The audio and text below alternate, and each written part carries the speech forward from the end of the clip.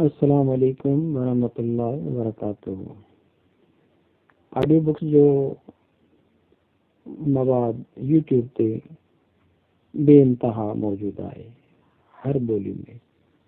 Sindhi, Urdu, English, जापानी, Hindi, French, मतिलबु दुनिया जो जेतिरियूं बि ॿोलियूं आहिनि उन्हनि जूं ऑडियो बुक्स यूट्यूब ते मौजूद आहिनि।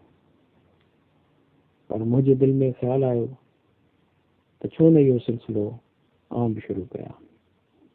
त उन लाइ मां पहिरियों किताब जेको हिन सिलसिले में मुंतख़िब कयो आहे उहो पॉकेट बुक आहे ज़िंदगी महसूस कयो,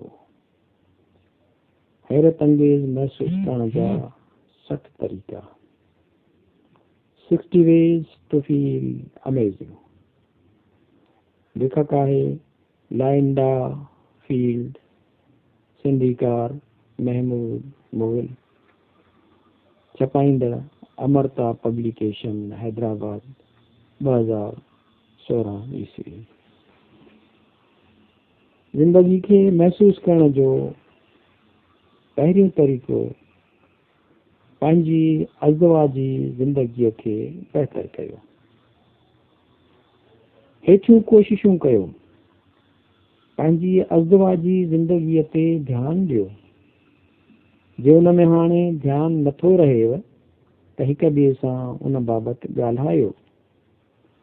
पंहिंजे तालुक में वरी रोमांस पैदा कयो।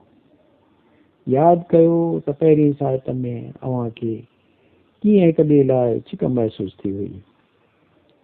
हिक ॿिए सां वक़्तु गुज़ारियो, टीवी बंदि कयो ऐं हिक ॿिए खे महसूस कयो। गॾु खिलो, मज़ाह जे अहसास सां ज़िंदगी जाॻे थी।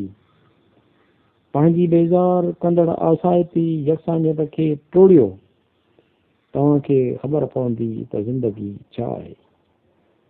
जिन्स बाबति सोचणु शुरू कयो। मर्द त सदाईं पिया उन बाबति सोचींदा आहिनि, औरतूं कॾहिं कॾहिं उहा सोच कंदियूं आहिनि। जे नथा सोचियो त सोचणु शुरू कयो।